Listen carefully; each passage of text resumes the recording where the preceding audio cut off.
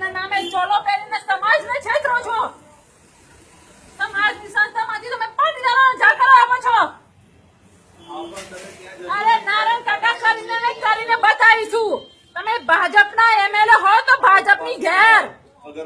રેશમા પટેલ બોલું છું, પાટીદારનો સાથ છે મારી જોડે.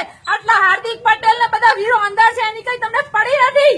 સમાજના નામે નીકળાતા એ લોકો ક્રાંતિકારી કરવા, આતંકવાદીઓ પેદા કરવાની માંગ નથી. નેતા પેદા કરો છો. સમજાય છે નારાયણ કાકા તમને? સમાજના નામે સારા બનો છો, ભાષણો આપો છો સ્ટેજ ઉપર ચડીને કે સમાજ મારો, સમાજને લૂંટો છો. આ વાડી તમારા બાપાની છે. તો